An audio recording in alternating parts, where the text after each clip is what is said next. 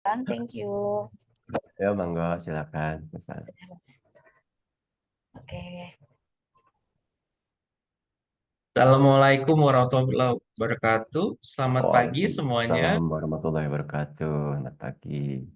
Oke, perkenalkan saya Aji dari ICT Consulting. Senang sekali bisa bertemu dengan Bapak Ibu semua di acara Behind the Suite pagi ini. ICT Consulting hadir untuk memberi solusi agar organisasi Anda berkembang, bukan hanya pengukuran, because we enhance people to accelerate results. Nah, yang menjadi fun fact, SCT Consulting merupakan perusahaan lokal, konsultan lokal, sehingga kami dapat memahami perusahaan Anda lebih baik. Nah, pada episode Behind the Suites kali ini, kita kedatangan seorang psikolog dan juga expert advisor assessment yang berpengalaman. Beliau juga salah satu orang yang membantu mendirikan assessment center di Indonesia. Nah, salah satu beliau berpengalaman di assessment center tertua di Indonesia, Telkom. Nah, please welcome Bapak Wawan Anwar Ahmad. Apa kabar Bapak? Baik, alhamdulillah Haji. Gimana kabarnya? Oke, Alhamdulillah baik Pak. Wah, udah lama nggak ketemu langsung ya Pak ya. Oke, Pak. Ini tadi kan kita kalau bicara secara topiknya gitu ya, Ya, kita akan membahas terkait fenomena saat ini gitu, terkait bagaimana Gen Z versus recruiter. Nah, sebelum kita diskusi lebih lanjut, Pak, nah, pagi ini yuk kita sama-sama lihat dulu video yang sedang happening banget di media sosial. Nah, mungkin bisa dibantu untuk ditampilkan Mbak Acel videonya. Silahkan.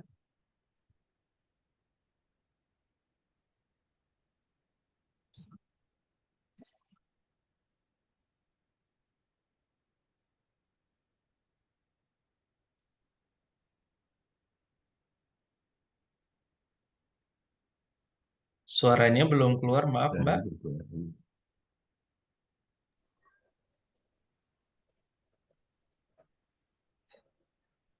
Di stop share dulu. Gue udah kerja selama 18 tahun.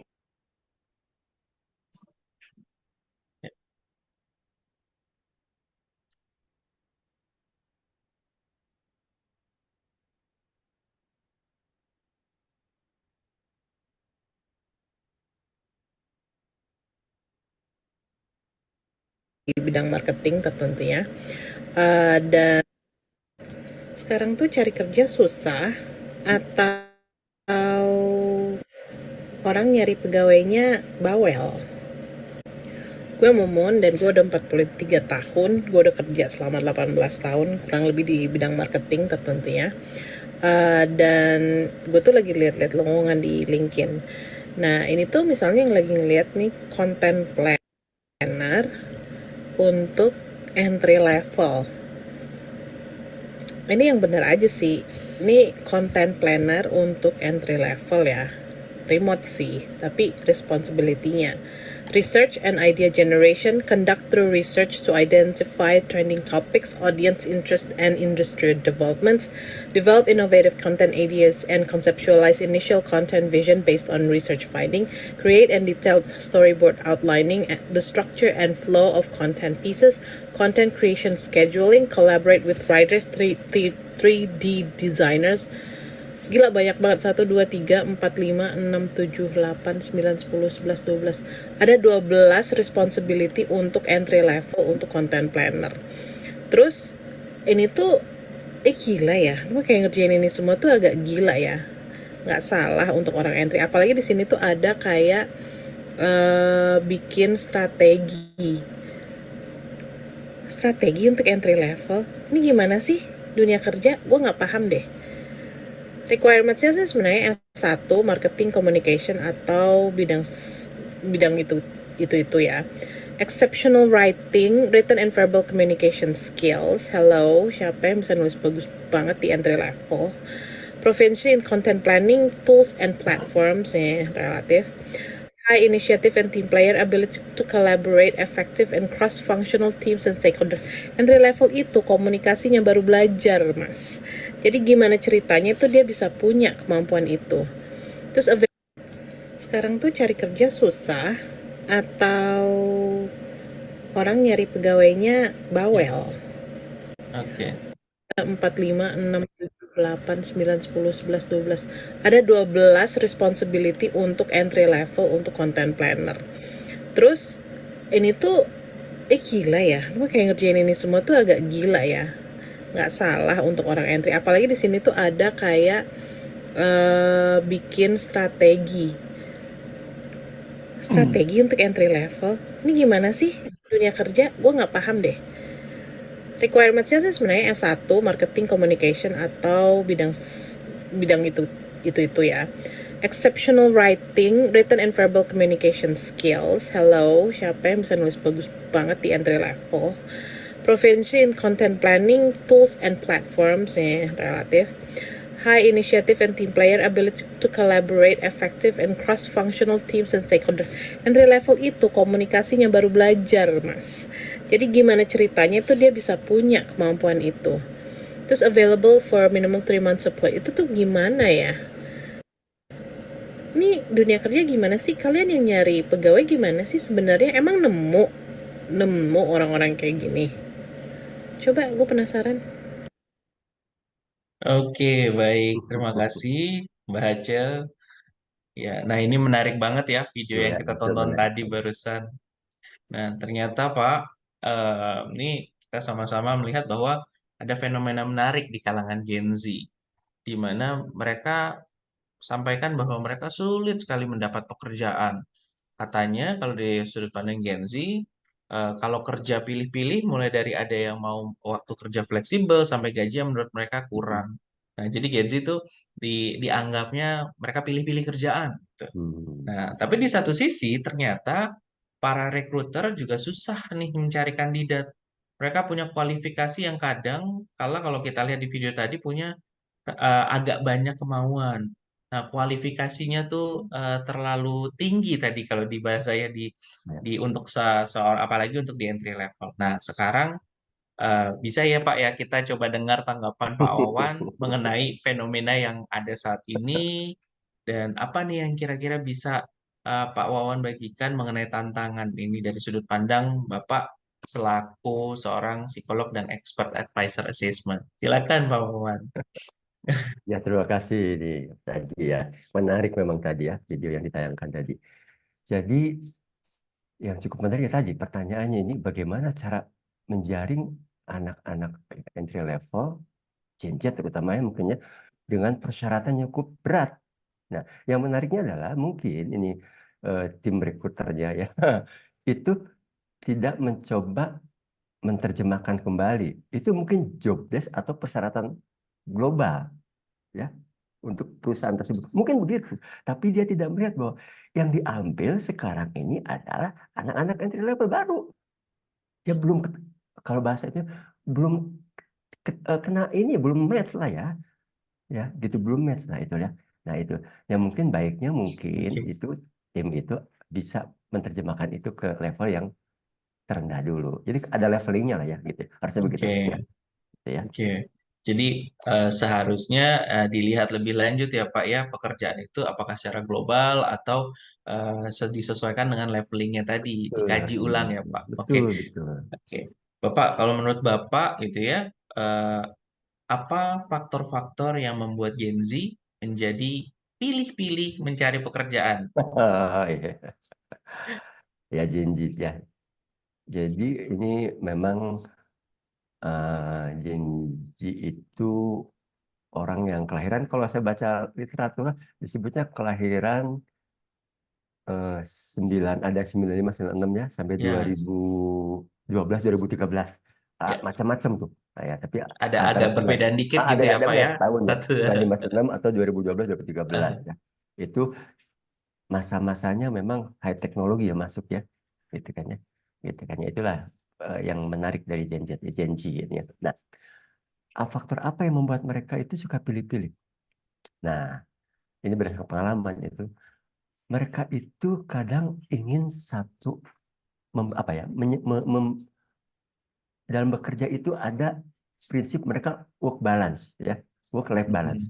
Pokoknya aku kerja juga aku bisa beraktivitas pribadi gitu kan. Nah, itu yang diinginkan oleh mereka. Jadi menghargai keseimbangan lah ya. Gitu kan. Oke. Sebenarnya kejadian ini tidak hanya kejadian. Zaman milenial pun begitu. Beda sama Terjadi baby juga ya, boomer. Pak ya? Ya, Oke. beda baby boomer sama Gen Z. Beda Gen X beda. Gitu. Ya itu. Jadi ada apa? Work life balance. Mereka mempertimbangkan juga pengennya apa ya? Semua menggunakan teknologi dan inovasi. Perusahaan-perusahaan begitu. Perusahaan-perusahaan yang dilihat apa ini ada perusahaan yang bisa memberikan dampak tidak hanya Pak ya, tidak hanya kepada pribadi dia sendiri, dia juga berdampak kepada perusahaan, tapi perusahaannya berdampak kepada lingkungan sosial. Itu keinginannya begitu. Jadi ada Oke. keinginan dia punya apa ya? Punya arti buat kehidupan banyak. Itu Oke. Gen Z itu ya. Kayak Oke. Oke, Pak. Jadi mereka lebih mengutamakan tuh work life balance ya, Pak ya, dan nggak cuman bagaimana dia bekerja bukan lagi terkait eh, apa namanya, bukan terkait dari pendapatan atau nah, itu mungkin kayak dari jabatan, tapi bagaimana di lingkungan sosialnya itu bisa tetap tersupport dengan baik gitu ya, Pak ya. ya gitu Oke. betul betul betul. Nah, Pak, eh, kira-kira Pak, apa dampak dari keinginan Gen Z terhadap fleksibilitas waktu kerja dan ekspektasi gaji yang tinggi terhadap pasar kerja saat ini? Karena nih, Oke. ternyata Gen Z ini kan tadi dia pengen punya work-life balance, tapi satu sisi lagi mereka punya salary atau pendapatan itu yang cukup tinggi. Nah, Nah, dirasa oleh kebanyakan organisasi. Nah, ini apa Pak dampaknya Pak dari baik. keinginan Gen Z Nah, ini? ini ada satu informasi yang saya dapat terakhir yang menarik loh. Katanya si Gen Z itu tidak mengutamakan gaji. Tapi itu penting. Oke. Penting. Tidak mengutamakan gaji tapi penting. Tapi dia lebih mengutamakan adalah dampak dari keberadaan dia di perusahaan atau dampak perusahaan terhadap lingkungan. Gitu. Oke. Jadi ada kata-kata menarik. Enggak. Tapi saya bilang mungkin bukan yang utama, tapi tetap penting gitu kan ya. Tapi yang utama adalah dia bisa berkiprah dalam perusahaan dan perusahaan itu bisa memberikan dampak besar kepada lingkungan. Itu akan jadi itu catatan yang saya pernah baca ya. Nah, Ya Pak. bagaimana dampak-dampaknya? Nah, terhadap perusahaan dampaknya dengan tadi bahwa dia janji itu fleksibilitas waktu dan ekspektasi gaji yang tinggi. Nah, teman-teman, artinya ini berdampak terutama pada perusahaan. Perusahaan harus mencoba menerapkan kebijakan kerja yang lebih menarik. Gitu ya. Jadi gini, artinya misalnya perubahan anggap aja lebih fleksibel waktunya, ya, lebih fleksibel waktunya, kemudian juga bisa bekerja tidak harus di kantor. Itu itu berdampak kepada tuntutan perusahaan harus menyiapkan itu. Itu yang bisa Oke. menarik gitu ya. Ya. Jadi sebetulnya kejadian ini tidak hanya terjadi pada di sini saja ya. Zaman-zaman Gen Y ya, milenial itu mulai ada beberapa perusahaan sudah mencoba tuh, tapi belum secara masif, belum secara paksa dibatalkan dalam aturan. Tapi tiba-tiba orang yang kerjanya sampai pagi, kadang orang IT itu pagi jam 2 jam 3 baru pulang. Itu tidak harus hadir pagi-pagi. Dia bisa mengatur waktu, diizinkan mungkin agak sore. Nanti kerjanya sampai pagi lagi gitu. Nah, itu ada mulai tuh zaman-zaman Gen Y begitu. Itu menarik tuh ya. Tapi sekarang harusnya sudah menjadikan satu kebijakan ya. Ada aturan bisa bekerja di rumah, bisa fleksibel time-nya gitu. Nah, itu yang mungkin ya. Nah, itu pada perusahaannya. Nah, Oke. itu Oke, dampaknya. baik. Jadi perusahaan harus mulai mempertimbangkan gitu ya Pak, Mm-mm. untuk dari segi jam kerjanya dibuat apa, kalau kita bicara sekarang tuh bahasanya flexi time, Nah, dan juga dimungkinkan untuk work from everywhere atau ya remote, betul, atau bekerja secara remote. betul, betul, Oke, betul. Pak, eh, kira-kira Pak, bagaimana cara recruiter dapat menyesuaikan diri dengan preferensi dan kebutuhan Gen Z? Nah, ini Nah, tujuannya pastinya berkaitan dengan meningkatkan efektivitas rekrutmen. Ya, iya, iya. Nah, ya ini tim recruiter harus juga mulai memahami itu ya, kondisi Gen Z ini ya. Ya, dia harus bisa menjual nih. Menjual ini bahwa perusahaan pun menyiapkan kalau butuh tenaga Gen Z itu entry level, bahwa ada kemungkinan perusahaan juga menawarkan bekerja jarak jauh. Jadi ya, mulai tadi ya, bisa dimanapun juga. Ya, flexi time ya, everywhere mereka bisa bekerja juga. Nah, itu bisa itu digalakan oleh mereka ya. Kemudian juga ya tentunya juga gaji juga tetap ya. Mereka juga ditawarin gaji-gaji yang cukup menarik gitu. Itu harus begitu ya. Nah, kemudian juga yang cukup menarik adalah orang Gen Z itu juga berkeinginan perusahaan itu juga bisa menawarkan, memberi peluang mereka untuk bisa berkembang ya, untuk berkembang, pengembangan karirnya. Itu juga ditawarkan oleh tim rekruternya ya. Dan terus eh, kalau bisa juga si tim recruiter apa ya, memperkuat corporate brandingnya atau employer brandingnya perusahaan. Oh, perusahaan X begini begini begini. Nah, itu super menarik gitu ya. Oke. Itu dan mungkin itu, dan teknologi juga harus tetap menggunakan. Nah, tadi baru menggunakan teknologi yang cukup canggih sekarang untuk bisa menarik Gen Z bisa masuk ke perusahaan tersebut gitu kan. Nah, itu ya. Gitu ya. Oke. Wah, ini seru banget ternyata. Ada beberapa cara gitu ya yang bisa dilakukan oleh recruiter, Pak. Mulai dari em, menawarkan dari sisi dari sisi gajinya, pendapatannya yang menarik, lalu dari sisi jam kerjanya, Iya, betul, betul. ditambah lagi juga mungkin bisa menjelaskan bagaimana karir path-nya, jenjang karirnya, Betul. pengembangan yang kadang hal ini tuh tidak diinformasikan di awal ya Pak ya, lebih Hmm. kepada pada saat sudah masuk barulah itu dia informasikan. Nah, yang ternyata ini sangat berdampak ya Pak, berdampak untuk si Gen Z pada akhirnya memutuskan untuk gabung atau Ya, tidaknya nanti. betul, Dan betul. juga terakhir tadi employee branding itu sama pentingnya pada saat si Gen Z ini adalah tanda kutip calon talent gitu ya. Mm-mm. Nah, dia mengkomparasi gitu ya perusahaan Hmm. kita sama perusahaan satunya. Nah, Betul. disinilah peran dari kita untuk bisa employer branding dan dengan penggunaan teknologi dan pastinya dengan media massa gitu ya Ya, Pak ya, ya. betul, betul. Oke, wah, ini seru nih, makin seru nih.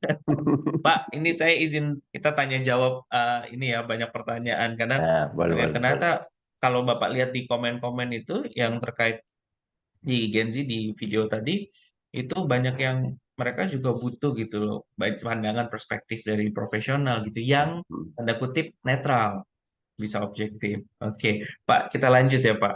Nah, Mm-mm. menurut Bapak, apa saja yang bisa menjadi strategi yang ini yang direkomendasikan oleh Bapak gitu ya dengan pengalaman Bapak untuk membantu Gen Z Ya, mempersiapkan diri lebih baik dalam mencari pekerjaan.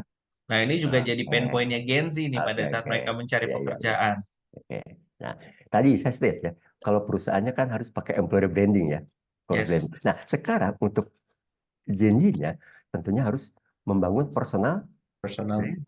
branding. Penting itu. Oke. Apakah dia tiba-tiba aktif di LinkedIn ya, profil-profil di situ, informasi yang dapat menarik, itu coba dia jual ya. Jadi apa ya, menjual, bukan menjual diri, profil dia, menjual di Ya. profil dia. Oh, saya begini-begini, itu akan menarik. Kemudian juga kalau bisa janji juga mulai, ya mereka kan lulusan baru ya entry level, mengembangkan dengan buka apa, mengembangkan keterampilan-keterampilan yang relevan, ikut sertifikasi. Nah, sekarang banyak nih. Mhm. Dan itu cukup membantu sertifikasi itu. Perusahaan akan cukup ini ya, bisa menarik. Oh, ini punya sertifikasi A, B, C. Nah, itu. Kemudian juga membangun jaringan profesional tuh penting tuh buat Hmm. janji ya. Ya, dia ikut apa, misalkan ikut ikut seminar ya, networking apa, komunitas apa gitu kan ya. Komunitas profesional ya, Nah, Pak ya. betul, betul itu Oke. menarik ya. Nah, berikutnya juga mungkin nah ini kalau bisa juga dia mengelola ekspektasi harapannya. Dia kan harapannya tinggi nih, tapi juga Hmm. dia harus Ya. bisa realistis ya. Jadi tetap ya, dia punya harapan, tapi juga harus realistis di lapangan. Kayak apa nih perusahaan yang mau dituju? Tetap harus ada itu, ya. Dan dia Oke. harus ada, dia juga tetap positif dan proaktif. Nah, gitu. Nah, kemudian juga kalau bisa, ini kan dia entry level, pengen masuk kerja ke perusahaan X, gitu kan, ya. Bisa mempersiapkan misalkan untuk apa, bukan ya kayak melatih ya, mempersiapkan bagaimana kalau diwawancara. Itu penting. Karena kadang nih pengalaman saya ya, kadang-kadang mereka pas oke lulus semua tiba-tiba pas ketemu tatap muka dengan ownernya gitu kan ya, belingsatan ya. Jadi mungkin Oke. mempersiapkan diri bagaimana menghadapi situasi wawancara itu juga penting loh. Penting buat dia. Jangan lupa juga kan mereka janji itu kan anak-anak yang high teknologi kelahirannya ya. Iya, Itu Pak. juga kembangkan itu keterampilan digital ya. Ya bagaimana media sosialnya ya aplikasi alat digital itu juga tetap mereka harus coba eh, pertimbangkan itu, kembangkan itu ya. Nah, itulah mungkin beberapa itu ya yang bisa disiapkan ya.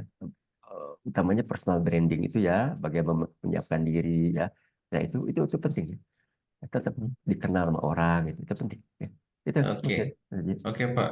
Jadi sebetulnya banyak ya cara yang mereka bisa lakukan, mulai Banyak, dari banyak. personal branding, ikut pelatihan atau workshop, ikut komunitas-komunitas Betul, profesional, betul. lalu juga mencoba mengelola apa sih yang jadi ekspektasinya mereka, dan pastinya kalau mereka punya ekspektasi agar itu bisa jadi realitas, berarti kan dia harus lihat nih, ada gap nggak sih Iya, dari kemampuannya dia atau ekspektasi apa betul. kemampuannya dia dengan ekspektasinya Dengan dia betul, yang betul. harus tanda kutip dia kejar. Dan Betul. juga tadi ternyata yang nggak kalah penting, seringkali juga pada saat sudah interview user, nah mereka kenanya di situ. Karena apa? Mungkin mereka kurang lebih mendalami bukan terkait sisi bisnis organisasi atau perusahaan tersebut, tapi lebih kepada culture-nya ya Pak ya. Ya, Yang kadang mungkin dari cara behave-nya mereka, cara betul. komunikasinya mereka kurang proper dengan si user ini yang akhirnya mungkin itu mempengaruhi dalam penilaian Ya, berikutnya gitu ya betul. Pak ya. Ya, betul. Satu Oke. lagi, ini ya. Jadi, ini pengalaman ya. Kadang si entry level itu tidak paham banget perusahaan yang mau dituju. Oke, itu ya Ya, tadi ya. itu. Dia tidak Ya, tahu persis terkait ininya. jadi ke Oke. perusahaannya pelajari. Pelajari itu. Karena Ya. seringkali ditanya waktu itu. Anda masuk ke kami, tahu nggak apa perusahaan kami? Dia belum setan. Ditanya itu dalam atau apa budaya kami, budaya kerja kami. Apa? Oh, itu. Ah, dia. Nah, ini. Kadang mereka hanya sekedar tahu judul doang ya, perusahaan X tapi nggak mendalam. Nah, itu harusnya Tidak mendalami. ya. Padahal itu salah satu esensi sebetulnya Betul. bagi organisasi atau perusahaan gitu Iya. ya Pak ya. Nah, pengen ngeliat bab Oke. serius nggak tuh anak ini mau ingin masuk gitu kan? Ditanya sama dia. Oke. Wah, ini makin seru nih Kalau Pak. kalau wawancara kan banyak tanya sesuatu yang mungkin bisa bikin orang belingsatan gitu kan. Iya. Iya, karena kalau kita bicara gitu ya, tadi kan Gen Z itu sudah banyak terpapar dengan digitalisasi, di mana mungkin apalagi ditambah kemarin COVID, pandemi, ya mungkin untuk interaksi sosial itu secara tatap muka itu agak minim. Nah, itu mungkin bisa ya tadi mungkin agak berpengaruh dan memang perlu dilatih lebih lanjut gitu ya Pak ya Ya, dalam betul. menghadapi suatu situasi. Oke. Nah, Pak, sekarang menurut Bapak bagaimana cara rekruter dapat menangani tantangan dalam menemukan kandidat yang sesuai dengan kualifikasi yang diinginkan? Dan tadi seringkali eh, Oke. dari baik dari user atau dari perusahaan punya kualifikasi yang cukup beragam gitu ya Pak. Hmm. Nah, ini bagaimana cara rekruter agar bisa memenuhi kebutuhan tersebut, tantangan tersebut, Pak? Bisa Oke, dapat oke. kandidat yang fit gitu. Iya, iya, iya, betul, betul ya. Betul. Nah, ya betul ya. Salah satu juga ini tugas tim recruiter ya. Jadi, kalau ingin mendapatkan kandidat yang sesuai dengan kualifikasi, tentunya dia harus mencari berbagai cara nih, ya. Nah, kita kan ya, gini. Artinya, dia memperluas sumber pencarian kandidat. Bisa misalkan ya, mencarinya melalui LinkedIn, bisa begitu ya, melalui banyak situs-situs apa yang personal ditarik. Oke, Bisa juga mungkin dia mendatangi kampus-kampus utama ya, bisa begitu. oke, Cari-cari bibit-bibit unggul dari perusahaan, dari kampus-kampus utama. Bisa juga bekerja sama dengan apa sih namanya eh, agent-agent ya, model banyak oke, agent-agent yang menjual itu kan ya. Nah itu bisa itu. Nah itu yang pertama. Yang berikutnya juga salah satu juga untuk apa ya bisa menjaring kandidat menemukan kandidat yang sesuai dengan kualifikasi di dalam prosesnya juga gunakanlah teknologi rekrutmen mungkin yang tercanggih sekarang ini ya karena oke, janji ini apa ya kalau kalau tidak menarik dari sisi teknologi juga dia juga mungkin jadi malas-malasan misalkan sekarang kan ada istilah apa sih yang saya baca applicant tracking sistemnya dipakai kayak gitu kan, pakai aplikasi. Banyak perusahaan sekarang pakai website Ya. tertentu yang canggih-canggih itu bisa di. Nah, juga proses rekrutmennya mungkin harus proaktif ya. Jangan hanya menunggu, tapi ya betul lah. Kadang harus mencari itulah tim recruiter ya. Harus betul-betul bisa eh, melihat peluang-peluang di lapangan yang cukup besar sebetulnya, Maya, dalam situasi-situasi tertentu. Cari itu. Nah, kemudian juga menyediakan peluang apa ya untuk menarikkan tadi sama dengan tadi menyediakan peluang bagaimana bisa berkembang karir mereka di perusahaan tersebut. Tetap itu selalu trik-trik yang harus atau strategi yang bisa dikembangkan oleh tim rekruter. Menyederhanakan proses rekrutmen, jangan jelimet lah, Mas Haji ya, jangan jelimet Oke, lah. Pak. Orang janji ini, ya pokoknya mah aplikasinya sangat sederhana dan cepat ya. Oke. Jadi wawancara juga efisien dan sebagainya. Nah, gitu kan ya. Itu ya yang Oke. mungkin bisa disiapkan oleh tim rekruter tadi Rekruter. ya. Oke. Nah, Jadi cara dari seorang rekruter gitu ya bisa berbagai macam ya Pak. Mulai dari hunting ke sekolah-sekolah atau ke kampus gitu iya ya, betul betul. untuk melihat siapa-siapa yang memang kandidat potensial kan biasanya kelihatan tuh ya Pak ya dari nilai akademik, keaktifan. Lalu juga dilihat dari LinkedIn-nya, bagaimana background-nya. Di situ kan biasanya ada Ya, orang yang memang dia update untuk personal branding tadi betul kaitannya ya Pak ya. betul betul. Lalu juga mungkin kalau sudah levelnya sudah lebih tinggi atau profesional lagi, itu bisa pakai agent yang mungkin familiar dikenalnya headhunter gitu ya Pak ya. Kalau Headhunter headhunter ini kerjasama. bukan posisi tinggi. Ini kan ada siapa? Job Street kayak begitu ya. Oh, oke oke. Itu agent ini itu kan. Kalau headhunter itu bisa untuk mencari Untuk yang posisi level profesional kan? Oh, high oke. position ya. Yang Jadi, level bawah aja. Heeh. oke, baik. Terima kasih Pak. Lalu juga tadi menggunakan teknologi untuk membantu proses rekrutmen ya. Tadi mungkin Ini- ada aplikasi kan, mungkin beberapa aplikasi mungkin sudah banyak berkembang gitu ya, ya ya. penggunaan aplikasi untuk masukin persyaratan kualifikasi, namun terlalu kompleks untuk Nah, Gen itu. Z. Nah, mungkin bisa dibuat lebih user friendly atau persyaratannya itu tidak menyulitkan untuk proses dia submit berkasnya gitu ya Pak ya. Betul betul betul. Oke, oke. Di samping melihat peluang-peluang lain yang memungkinkan mungkin untuk eh, yang dimungkinkan untuk menghijack juga ya Pak ya. Ya. Kalau ini Ya memang menghijack tim dari tim, tim rekruter sekarang juga harus ya, proaktif ya mencari ya, cara-cara yang mungkin di luar ya, kebiasaan, mungkin di luar ya, kebiasaan. ya. Itulah pentingnya employee branding dan negosiasi terkait waktu kerja dan ini ya Pak ya, sama Betul, betul. salary tadi ya Pak yang berkaitan Ya, dengan ya, ya. sebelumnya. Oke. Nah, Pak, tadi Bapak kan sempat menyebutkan apa yang terjadi fenomena di Gen Z sebetulnya juga pernah terjadi pada gen milenial pada masanya gitu ya, Pak. Ya. Betul, Pada betul. masanya juga pernah terjadi hampir serupa. Nah, sekarang apakah ada tren tertentu, Pak, yang dapat diidentifikasi dari pengalaman Pak Wawan dalam membantu perusahaan menghadapi tantangan rekrutmen di era Gen Z, Pak? Nah, nah, jawabannya hampir sama yang pertama. Pertama tetap kita memang apa ya saya amati ya setelah sebetulnya kejadian ini juga tidak janji ini zaman milenial mulai muncul nih perusahaan yang saya waktu itu bergabung itu bisa mulai melihat tuh bahwa ada pegawai-pegawai tertentu di sisi posisi tertentu ya kemampuan tertentu profesional tertentu itu cara kerjanya juga harus flexi time, Hmm, harus oke. apa remote work apalah istilahnya gitu kan ya. Jadi dimanapun juga. Nah itu zaman milenial udah terjadi gitu. Tapi itu belum secara ini masih belum dilakukan ya. Nah, sekarang itu Oke. harusnya sudah mulai tuh ditawarkan begitu ya. Trennya begitu trennya. Kemudian juga Oke. nah, sekarang ada tren teknologi ini ya. Jadi artinya gini, teknologi yang mungkin terbaru misalkan AI ya, itu juga mungkin bisa lebih apa ya? Menarik ya. Ya, tapi harus harus pintar juga tim rekrutmen mencari bagaimana bisa memfasilitasi dengan AI ya supaya tidak kebablasan juga ya. Yang gitu ya. Nah, tadi employee branding itu harus tetap masif kuat ya. Itu tren Oke. sekarang ya. Eh, karena setiap perusahaan akan ber kompetisi dengan yang lain kan.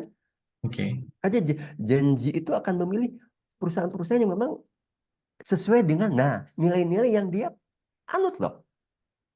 ini perusahaan ini kayaknya hanya segini doang nih nilai, padahal saya pengennya dampaknya benar. Itu akan dilihat ya. Kalau nilainya betul-betul sesuai dengan yang dia punya dan dampaknya sosialnya gede, wah itu akan menarik. Nah itu ya, itu makanya employee branding kuat ya, harus kuat. Nah kemudian juga mungkin bisa juga apa ya? Sekarang ini yang tren ini buat proses buat proses rekrutnya itu adalah menggunakan gamification ya, gamifikasi ya. Dan itu cukup menarik. Oke. Itu sudah apa ya, dicoba oleh beberapa perusahaannya karena JNJ itu begitulah sekarang itu ya, nggak ada apa sih model-model tes yang paperless ya, kayak apa yang paper and pencil, sekarang paperless misalkan begitu ya. Ya, nah paling nanti ketemunya yang ketemu tatap muka di wawancara langsung ya. Nah itu begitu ya. Nah itu mungkin yang harus dicoba digalakan juga. Nah, itu kan strategi rekrutmennya juga harus lebih lebih proaktif lah tadi saya sebutkan di depannya. Jadi ini ya yang harus disiapkan tren-tren ini. Dan itu tadi di depan bahwa si Genji itu sekarang berharap bahwa tadi kalau saya pernah baca itu eh, memang uang itu, gaji itu tidak menjadi utama tapi penting tetap. Yang juga dengan perelet ada kesejahteraan pegawai nanti ke depannya ya. Dia di dalam itu bagaimana nih kesehatan mentalnya. Dia di dalam itu diberi nggak peluang-peluang untuk misalnya nih kalau sudah bergabung ada nggak sih apa sih fasilitas-fasilitas yang dia bisa tetap bugar, sehat, ya, interaksi dengan yang lain terbuka. Nah, kayak begitu. Itu, itu, jadi itu membutuhkan itu ya. Jadi kalau pekerjaan juga apa ya, trennya ada cukup menarik ya, jadi itu yang saya pernah alami. Tapi ini juga berlaku untuk zaman milenial ya. Mereka tuh nggak suka diatur di dalam menyelesaikan pekerjaan. Kalau Oke. dikasih target, mereka diberi peluang kebebasan, ya. Tapi tetap target ada, ya target ada. Nih dikasih target X. Nah, caranya itu mereka dikasih peluang silakan. Tapi yang dia akan tercapai target. Tapi kalau tiba-tiba diatur, itu akan menghambat mereka. Nah ini Oke. kan ya. Nah itu ya. Apalagi ya janji itu ya. Itu mungkin ya.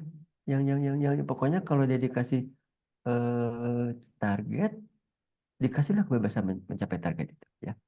Ya, gitu ya. Nah, itu mungkin sementara ini ya. Oke, Pak. Ya. Jadi ternyata tadi saya menangkap sesuatu gitu ya Pak ya dari insight Gen Z ini memang dikenal mereka sudah mulai melek terkait mental wellness gitu ya. Hmm. Nah, jadi ternyata hal tersebut sangat sangat berpengaruh buat mereka. That's why mereka mencari perusahaan yang memang sesuai dengan diri mereka atau nilai-nilai yang mereka Ya, amini gitu ya, ya Pak betul, ya. betul, betul. Oke, wah, oke, Pak. Nah, tadi kan Bapak menyebut berkali-kali terkait teknologi gitu Ah, ya. Nah, yang terakhir juga Bapak tadi kan melihat bahwa eh, ternyata Gen Z dan milenial sama nih, mereka diberikan peluang dan target. Nah, di dalam prosesnya ya memang tadi bukan yang betul-betul diatur atau di micromanage gitu ya. Nah, kalau kita bicara itu kan berarti kaitannya bisa jadi nanti kepada untuk memunculkan inovasi ya Pak. Nah, kalau kita bicara bagaimana peran teknologi dan inovasi dalam membantu Gen Z dan rekruter dalam mencapai tujuan mereka di pasar kerja Pak. perannya penting. Jadi teknologi dan inovasi perannya penting untuk bisa membantu Gen Z ya, Gen Z dalam eh, mencapai keinginan mereka. Nah, makanya sekarang ini perusahaan juga harus sudah mulai apa ya betul-betul memanfaatkan perkembangan teknologi yang terkini. Jangan sampai ketinggalan ya, jangan sampai ketinggalan ya. Tadi saya sebut di depan, misalkan eh, proses rekrutmennya harus lebih efisien, ya, efisien. Ya, jangan berbelit-belit, ya kan? Ya gitu kan ya. Mau pakai sekarang ada istilah kan tadi sebut di depan applicant tracking system itu ya, mungkin bisa membantu tuh rekruter untuk mengelola menyaring pelamar secara efisien. Ya, ya banyak ya apa ya orang-orang yang mampu menyiapkan itu semua ya, banyak banyak pihak-pihak yang bisa menyiapkan alat-alat tadi ya teknologi. Nah, kemudian juga tadi AI. Nah, itu harus melek kita juga ya. Ya, ini kondisi di lapangan begini juga ya. Teknologi itu tetap harus dipakai ya. Analisis datanya ya. Kemudian juga mohon maaf. Nah, fleksibilitas dan fleksibilitas di dalam penggunaan teknologi misalkan ya. eh, Dulu kan wawancara biasanya langsung ya, gitu kan ya. Sekarang mungkin pakai virtual, itu juga dibuka tuh, harus tuh Ya, teknologi, iya kan? Sebetulnya pengalaman saya di perusahaan saya waktu itu ya, itu kita waktu untuk tahun 2019-an ya, 2009, 2018, 17 itu sudah mulai pakai virtual eh, interview ya, itu dipakai tuh, dan mereka cukup enjoy ya, cukup cukup nggak warawiri lagi, ataupun tiba-tiba mereka harus menyiapkan bagaimana menyelesaikan, kita kasih case, mereka menyiapkan bukan memotret, memvideokan sendiri. Nah, di situ cara kerjanya itu dikirim. Nah, itu juga salah satu membuat mereka, oh, mereka jadi tidak capek harus datang ke lokasi, tapi mereka bisa mengikuti satu case dan mereka bekerja dengan tim dan nanti akan dievaluasi oleh tim rekruter. Nah, itu ya. Kemudian juga, nah tadi gamification itu ya, itu juga tetap harus digalakan ya, oleh siapa? Oleh tim recruiter. Nah, kemudian juga jangan lupa tuh networking dan employer branding itu tetap tetap harus. Itu saya berulang kali ya, karena itu media sosial ya, itu harus dipakai tuh ya oleh itu ya, oleh tim recruiter untuk bagaimana teknologi itu memang sekarang makin masif kan, terus jalan terus makin canggih terus. Nah, itu perusahaan-perusahaan itu harus memanfaatkan itu. Dan ini masih janji ya, apalagi nanti Gen Alpha ya atau berikutnya ya. kenapa? Waduh, nggak tahu Itu ada seperti lagi ya, Pak. seperti apa itu, seperti apa ya. Apakah kita kita masih bisa melihat tuh? Nah, itu kan ya. Tapi pasti itu kan akan beda lah, akan beda lagi ya pendekatan. Itu mungkin ya. Jadi, ya. Oke, Pak. Oke, Pak. Nah, kalau apa ada solusi yang bisa diusulkan, Pak, untuk meningkatkan kesesuaian antara ekspektasi si Gen Z tadi dengan harapan-harapan rekruter, Pak? Gitu ya. Oke. Saya ada yang kelewat sedikit nih ya, gini. Jadi sebetulnya buat janji ya, tadi sebut janji harus apakah, kan di depan ada ditanya ya, eh, strategi janji. Ada satu clue ini juga sama-sama nih, baik dibuat buat pelamar maupun buat perusahaan. Saya saya seringkali menyampaikan ke beberapa situasi, saya suka menggunakan istilahnya ASA. Seorang janji itu seorang harus adaptif, harus fleksibel, harus agile.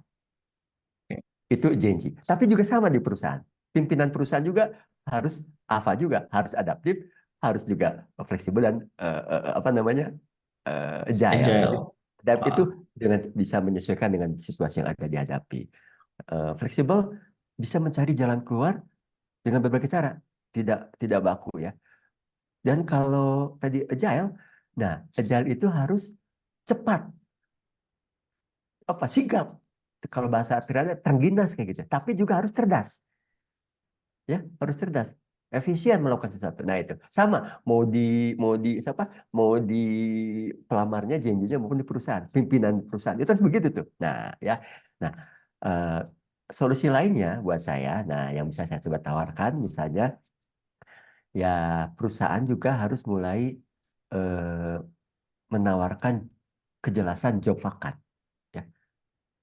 Jadi apa sih yang dibutuhkan posisi yang kosong, jelas di situ apa. Jadi jangan jangan terlalu rumit, jangan terlalu, tadi di video yang awal, jangan terlalu jimat gitu ya. Diturunkan apa yang jelas supaya anak-anak baru itu, oh, ini kayaknya apa ya, mengena gitu kan, logik gitu ya, masuk akal ya, nanti kondisinya sebagai entry level gitu kan ya. Nah, itu jadi kejelasan Java kan itu harus coba dimulai ini. Kemudian juga tetap ya. Jadi kalau buat saya bagaimana solusi untuk meningkatkan kesesuaian antara ekspektasi Gen Z dengan harapan recruiter, jelas. Yang berikutnya adalah fleksibilitas kerja tetap kita harus tawarkan ya. opsi jarak jauh pakai hibrid dan sebagainya, jam kerja flexi time dan sebagainya, itu tetap harus digalakan ya. Kemudian tadi ya menawarkan bahwa JJ juga bisa berkembang, karena ada juga ya yang saya pada amati, wah kalau masuk ini kira-kira saya sekarang ini puntennya S1, bisa nggak nanti ya meningkatkan S2, bisa begitu. Dia melihat, oh ada tuh, saya pengen juga sekolah lagi dan sebagainya. Itu bisa ditawarkan, bisa coba disiapkan oleh tim recruiter juga ya, supaya janji juga, oh iya di perusahaan banyak peluang ya, bisa baik karir maupun pengembangan diri ya. Nah gitu kan ya. Kemudian juga tetap juga proses penggunaan teknologi dalam rekrutmen itu tetap harus digalakan. Tetap ini nih satu sama lain saling terkait ya. Kemudian juga yang proaktif, inovatif dari tim recruiter supaya JJ menarik. Benar ini perusahaan ini sudah canggih nih. Wah udah dari sisi nilai-nilai udah sepadan, itu menarik ya. Nah itu mungkin yang harus eh, disiapkan solusi. Sementara ini solusi yang bisa saya tawarkan ya untuk bagaimana menjembatani atau menyesuaikan antara ekspektasi JJ dengan tim recruiter gitu kan ya. Itu mungkin Mas aja. Oke, baik. Baik, Pak. Nah, kalau kita bicara bagaimana dampak keadaan ekonomi saat ini memengaruhi tantangan rekrutmen untuk Gen Z dan Oh, perusahaan, Pak. wah, ini menarik nih. Apa dampak keadaan ekonomi ya. Jadi saya jadi Ya, berbalik bukan coba kembali ke masa pandemi ya. Kondisi ekonomi down ya, ya, betul. dan rekrut tertutup. Tutup kan? Nggak ada rekrut. Benar nggak? Nah itu Betul, benar. Pak. Betul. Jadi disitulah ditemukan katanya, aduh nggak ada peluang kerja lagi. Ya, tertutup. Nah, jadi sebetulnya betul ya, kondisi ekonomi ini akan berpengaruh besar terhadap apa ya, rekrutmen ya untuk JJ. Ya, sekarang kan JJ ya kita ya, mungkin Januari masih ada beberapa JJ ya. Nah itu. Nah, tentunya itu akan mempengaruhi juga bagaimana perusahaan harus menyiapkan kondisi ya, ekspektasi gaji siapa namanya, ekspektasi gajinya si JJ itu akan lebih tinggi dengan kondisi keuangan begini kan ya, dengan kondisi keuangan begini. Waduh, ini biaya hidup tinggi nih ya. Wah, aku juga harus dapat gaji yang tinggi begitu kan? Nah iya kan? Kondisi, wah ini beli ini aja udah mahal nih. Wah kalau gitu saya nanti harus kerja juga. Nah itu juga harus dampaknya begitu ya dampaknya. Nah, ketidakpastian ekonomi ini juga tentunya akan berpengaruh terhadap ini ya. Jadi artinya Genji mungkin akan melihat perusahaan-perusahaan akan berhati-hati memilih lah ya. Ini perusahaan ini kira-kira bertahan nggak begitu kan? Lihat-lihat nih, iya kan? Wah ini kalau saya masuk ini kira-kira perusahaan ini akan pilih-pilih nih perusahaan yang memang stabil nggak, aman nggak ke depannya gitu kan ya. Nah begitu kan ya. Terus juga eh, ekonomi juga. Nah ini ya berdampak itu tadi ya, berdampak juga bagaimana solusi dari perusahaan harus jangan-jangan nggak usah kerja kantoran lah ya, jarak jauh. Ya itu juga salah satu kan dampak ya Ya, untuk meminimalis itu ya. Flex time ya itu kan ya. Eh, Kerja dimanapun juga silakan bisa. Nah dan juga tentunya kondisi dampak ekonomi ini akan persaingan untuk para talenta ya. Pasar akan di global itu akan bersaing tuh mencari mencari apa ya, talent-talent yang memang cukup terbaik ya, yang memang jadi pilihan. Itu bisa terbatas talentnya, perusahaan akan mencari yang terbaik itu ya. Nah ini ya, nah ini mungkin juga harus disiapkan oleh tim recruiter atau oleh perusahaannya. Nah kemudian juga ada lagi mungkin tadi saya di depan, yang jelas si JJ akan melihat nih dampak-dampak ini. Apakah tadi ke depannya saya harus mendukung perusahaan yang memang memberikan dampak sosial tinggi tidak ya, dengan ekonomi begini ya. Nah, itu akan dipikirkan oleh para JJ ya. Jadi JJ itu cenderung mendukung perusahaan yang memiliki komitmen terhadap keberlanjutan dan tanggung jawab. Itu kan ya, tanggung jawab sosial. Oh, nah itu. Itu tentunya bisa dipengaruhi oleh kondisi ekonomi, kondisi berdampak ekonomi. Nah itulah. Jadi memahami situasi ini ya akan sangat baik oleh tim rekruternya sendiri ya untuk bisa menarik talenta-talenta yang terbaik dari Genji gitu ya. Itu mungkin ya. Oke, baik. Baik, Pak. Jadi ternyata dampak keadaan ekonomi sangat memengaruhi ya, Pak, tantangan rekrutmen ya, Pak Oh ya. iya betul. Betul. Mempengaruhi sekali ya. Sampai-sampai tadi ya bahwa harus dipersiapkan gitu ya, Pak. Ya tadi mulai dari kestabilan dari perusahaan sendiri seperti apa yang membuat mungkin bisa jadi eh, menjadi tantangan untuk si Gen Z. Satu sisi dia punya expect salary, satu sisi si perusahaan mungkin dia butuh kandidat terbaik tapi dengan salary yang mungkin masih dibandingkan yang lain kurang kompetitif. Nah ini berarti kan harus sama-sama benchmark kali ya Pak ya Ya, ya, bahasanya ya, Pak. betul betul betul. Benchmark satu sama lain gitu ya. Gen Z melihat di perusahaan ABC seperti apa yang sejenis, perusahaan sejenis pun juga melihat bagaimana rata-rata untuk meng-hire seorang entry level atau mungkin di level manajemen atau apa, nah itu harus dilihat lagi gitu ya Pak ya. Ya, ya. Oke, oke Pak. Nah, menurut Bapak apa saja aspek kepemimpinan dan budaya organisasi atau perusahaan yang perlu dipertimbangkan untuk menarik dan mempertahankan talenta Gen Z? Nah, ini kan kenapa sedikit pertanyaan saya tanyakan karena kita kan City Consulting salah satu dari ESG Group yang memang sudah cukup dikenal terkait bagaimana mengembangkan leadership dan juga culture organisasi. Nah, ini menurut Bapak apa saja Pak aspek yang bisa dipertimbangkan untuk menarik para Gen Baik. Z? Ini Janji ini memang jadi perbincangan cukup menarik sejauh ini ya. Janji disebut sebagai generasi strawberry kan, pernah kan sebutkannya? Ya, benar Tahu kan Pak. strawberry itu buah yang sangat lembek gitu kan, mudah hancur gitu kan ya. Jadi itu mudah eh, apa ya? eh, mudah rapuh terhadap hambatan. Karena begitu Janji ya. Nah ini. Dan menurut apa ya? American Association, Psychological, American Psychology Association, Janji ini orang mudah stres katanya. Generasi mudah stres. Nah, ini mungkin yang harus disiapkan oleh tentunya pimpinan-pimpinan perusahaan ya. Jadi setidak-tidaknya selain tadi, saya bicara pimpinan dulu nih.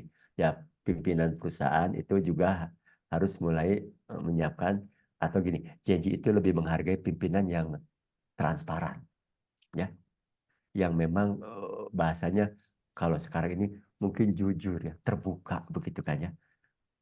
Tadi pimpinan yang adaptif, pimpinan yang juga fleksibel, juga pimpinan yang juga agile. Gitu. Itu diharapkan begitu oleh Jenny ya. Kemudian juga eh, tadi inspiratif ya. Pimpinan inspiratif itu juga dibutuhkan oleh Jenny, Mas Aji ya. Nah, nah karena Jenny merasa juga tadi kan istilah bahwa itu mudah stres, ya kan strawberry kayak mudah rapuh gitu kan. Nah, harus ada situasi di mana pimpinan-pimpinan perusahaan juga membuka peluang-peluang bagaimana mengisi kesehatan mental mereka, ya. Apakah ada apa ya? Ada fasilitas mereka bisa untuk apa ya? Meningkatkan kondisi diri ya, misalkan ya kesehatan mentalnya bisa ada proses konseling di situ kayak gitu kan, itu jadi ya ada proses keterbukaan di dalam berikan feedback, janji tim apa generasi yang sangat-sangat suka dihargai pekerjaannya, ingat ya, dihargai pekerjaannya. Jadi saya pernah dapat anak Gen Z dan juga Gen Y itu secara terbuka datang bahwa Pak Wawan, saya minta bagaimana feedback kerja saya. Nah itu terbuka mereka mintanya, itu pimpinan yang terbuka transparan langsung ya. Jadi diakui apresiasinya ya. Jadi pimpinan mengakui apresiasi mereka itu bisa. Nah juga pimpinan-pimpinan juga bisa membuka situasi kolaborasi ya. Jadi kolaborasi tim kerja yang solid kayak gitu itu pimpinan yang harus bisa membuka itu semua ya. Tentunya juga tadi kalau buat saya tidak saya bilang fleksibilitas kerja ya itu juga tetap harus pimpinan-pimpinan ini harus bisa menggalakkan itu semua ya. Nah, itu kan ya. Nah, inilah mungkin yang harus disiapkan oleh para pimpinan ya buat janji ini ya ke depan ini ya. Jadi mereka itu tadi saya punya depan Mas Haji ya. Mereka akan mencari perusahaan yang nilai-nilainya sama dengan apa yang diamini tadi ya, yang mereka punya. Dan kira-kira ini perusahaan ini ke depannya mapankah tidak ya tadi dia kaitkan dengan dampak-dampak ekonomi stabil tidak, dampaknya bagaimana ke lingkungan sosial, wah pengaruhnya gede bahwa ke masyarakat, wah itu akan menarik buat dia. Jadi pimpinan itu harus menyiapkan itu tuh terbuka ke transparan ke mengakui keberadaan dia, wah itu ya. Nah, sejahtera nanti kalau udah kerja ya itu sesuatu sebetulnya yang standar tapi itu juga buat jadi kalau di apa oleh tim rekruter dan pimpinan perusahaan itu bisa lebih dimasifkan lebih diupayakan keras itu akan menarik buat janji ya. Ya akan bersaing dengan perusahaan lain ya. Dengan perusahaan yang diam-diam saja seadanya enggak beda perusahaan yang tiba-tiba itu digalakkan oh harus begini kita lihat janji butuhnya nah coba tawarkan nah daripada perusahaan yang diam aja pimpinannya ada ikutin aja kalau ada ya udah kalau enggak ya enggak begitu ya kalau pengen janji talent yang betul talent tinggi ya harus kita juga berupaya keras ya pimpinan harus Ya, bisa menyiapkan sesuatu apa kegiatan apa ya sarana ataupun aktivitas fasilitas yang juga cukup menarik buat janji itu mungkin mas aja. oke, baik. Baik, Pak Owan. Nggak kerasa obrolan kita sudah kurang lebih hampir 60 menit gitu ya. Hah? Oh gitu Nah, ya. Oh, iya, Pak. Nah, jadi banyak hal yang saya dapatkan dan saya yakin Bapak Ibu juga mendapatkan insight bahwa eh, saya coba simpulkan kuncinya sebetulnya perlu adanya eh, sinergi antara apa yang dibutuhkan si Gen Z dan juga si recruiter. ya Di mana kalau kita lihat dari kebutuhannya Gen Z tadi mereka melihat bagaimana jenjang karirnya, iya kestabilan dari suatu organisasi untuk pastinya dia akan mengkomparasi dan juga mereka melihat apakah si perusahaan tersebut sesuai dengan nilai-nilai yang mereka yakini itu iya dalam prosesnya. Yang biasanya mereka fokusnya melihat perusahaan tersebut komitmennya terkait bukan hanya secara profesional organisasi, tetapi bagaimana memberikan dampak kepada lingkungan sosial. Nah, sedangkan kalau kita lihat dari sisi rekruter, kebutuhan rekruter adalah sebelum mereka mendapatkan kandidat, mereka perlu memastikan dulu apakah objektif dari pekerjaannya itu sudah sesuai dengan kualifikasinya. Jadi tadi kalau kita bicara entry level, maka harus dilihat apakah itu memang betul-betul yang dipersyaratkan dan harus dipikirkan lagi secara logis gitu ya, secara logika untuk entry level apakah hal-hal tersebut sangat memungkinkan untuk didapatkan dari level entry level. Dan juga tadi recruiter juga perlu menjelaskan terkait apa jenjang karir di perusahaannya, pengembangannya seperti apa, facility yang bisa mereka dapatkan terkait mungkin tadi ya apakah ada tambahan pendapatan atau mungkin dari jam kerjanya bisa lebih flexi time atau nah, mungkin remote area ya itu betul yang bisa dilakukan dan ternyata peran seorang leader itu sangat besar di mana Gen Z itu sangat senang diapresiasi. Nah, sebetulnya apresiasi itu kalau yang saya pahami ya Pak, jadi di sini bukan karena mereka haus pujian, tetapi untuk mereka memvalidasi apakah yang mereka lakukan itu sudah sesuai dengan iya standar betul kualitasnya si pimpinan atau belum. ya betul Nah, itulah kenapa ada Gen Z yang modelnya mereka akan menanyakan feedback langsung, Bapak, Ibu, bagaimana result saya, hasil kerjaan saya. Tetapi juga ada yang mungkin mereka cenderung lebih diam. Nah, tetapi tadi apresiasi untuk validasi untuk mereka memastikan, oh ternyata yang saya lakukan sudah sesuai dengan standar pimpinan saya.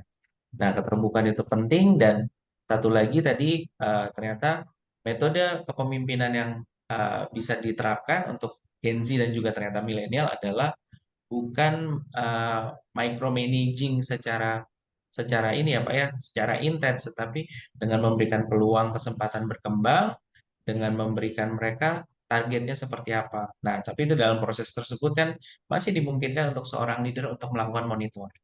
Ya. Itu ya Pak ya. Ya. Ada, Oke. berarti boleh saya tambahin saja. Ada Boleh clue Pak. yang Silakan. ada clue yang perlu saya sampaikan. Jadi untuk janji, ini tadi kan ini kan Ya. kata perbanding apa janji dengan apa pelamar ya janji ya entry level dengan recruiter ya ini ya.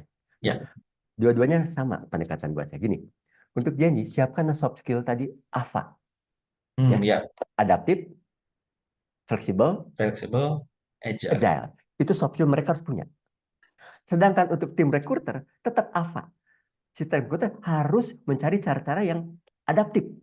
Bagaimana nih situasi di lapangan? Dia mencari cara adaptif. Kemudian juga harus fleksibel.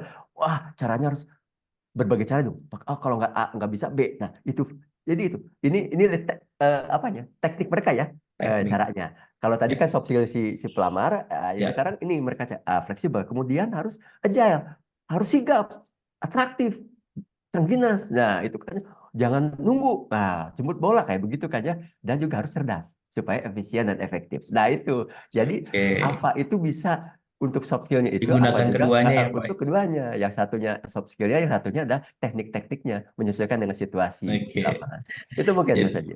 baik. Terima kasih Pak Wawan untuk penyempurnaannya gitu ya. Jadi Bapak Ibu di sini kita cukup mengingat tadi makna dari kita kalau kita bicara anchoringnya dengan kata AVA tadi, akronim dari adaptif, fleksibel, dan agile. Nah, ternyata ketiga hal tersebut harus dimiliki baik itu oleh si pelamar atau yang generasi sekarang Gen Z dan juga oleh recruiter atau organisasi.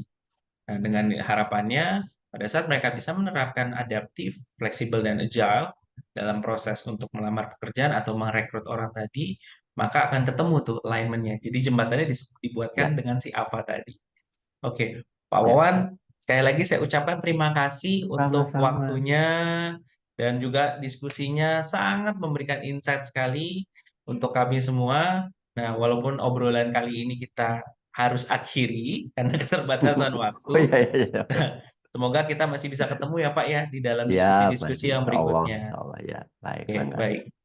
Baik, Bapak Ibu, bagi Bapak Ibu yang belum mengetahui lebih banyak, lebih dalam terkait kami, ACT Consulting, dan apa saja yang menjadi layanan kami, jangan ragu untuk menghubungi kami melalui QR Code. Nah, sebentar lagi saya akan menampilkan QR Code. Silakan ditampilkan QR Code-nya. Oke. Jadi Bapak Ibu nanti bisa langsung scan QR Code-nya dari yang sudah tertampang di layar Bapak Ibu. Oke. Terima kasih Bapak Ibu, selamat lanjutan aktivitas dan semoga informasi yang kita dapatkan hari ini dapat bermanfaat bagi kita semua. Wassalamualaikum warahmatullahi wabarakatuh. Selamat Waalaikumsalam warahmatullahi pagi. wabarakatuh.